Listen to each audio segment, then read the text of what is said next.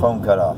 I don't want to be somebody who promotes the idea that you should be working for the praise of other people. Oh, that's really great. Oh, that's really great. Or that you should be working to do things that are big and impressive and shiny and sparkling, and all of those things are fine. But it's just it's the spirit of things, right? It's like it's the rejection of complacency, basically. When we think about doing great things that are great, that are big and flashy and splashy and sparkly, and cause people to what is this called when people, they're awestruck,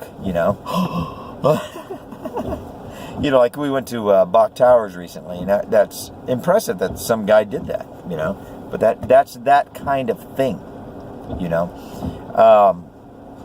It's very impressive, it's splashy, it's flashy, and it's sparkly, and it's wonderful, and it's all of those things. But we have to balance that notion with the fact that, every one of Jesus' disciples were executed, crucified, executed and or crucified, except John. He was exiled off on a miserable, barren island, of rock and ocean and sun and whatever, lived in a cave, I guess. And of course Jesus was executed, and all the Old Testament prophets were. I learned recently that Isaiah was cut in half by some king, some stupid king with an army and a palace and mountain of gold, and we don't even know who the king was. We probably do, but nobody cares. That's what I mean. The king was all about doing the splashy, flashy, sparkly things that make everybody awestruck. Isaiah was about doing the right thing, and he got cut in half. All of Jesus' disciples were executed. Jesus was crucified. So Peter was crucified too. So I don't mean that.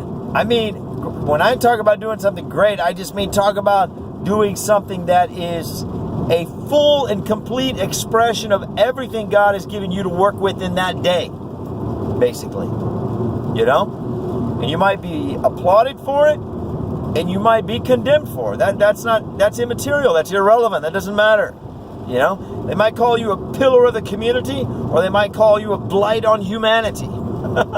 That doesn't matter. That's not what matters. That's not the important part. The important part is you do what's right, and you reject anything that resembles or feels like or smells like or you think might be complacency, or sloth, or laziness, or self-indulgence, or any kind of vice, basically. Hey, you pursue excellence, and I don't think that anybody would say that Isaiah did not pursue excellence. I think he probably did, and he got cut in half. I don't think you'd say that the disciples did not pursue excellence. I think that they probably did, and they all got killed for it. So I on the one hand, I don't want to say that you shouldn't do flashy, splashy, glittery, sparkly things that make everybody be awestruck like this. I know you should. I'm not saying you should not do those things or pursue those things or want those things. Those are wonderful, amazing things. But at the same time, that should not be what drives us, right? Whatever it is that drives us should be completely detached and independent of those interests and that impulse. We can have that impulse, we can have that interest, but we can't allow it to be what drives us, right?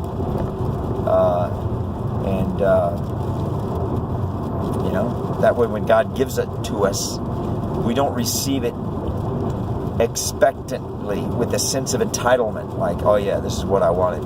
No, we receive it with gratitude and with humble thanks, because we know that so many people did the right thing and didn't get this, Certainly we should never want to be treated like all of God's spokespeoples were treated. Nobody should ever want that. that's not cool either. So, anyway, that's it. I'm done. Thank you for listening.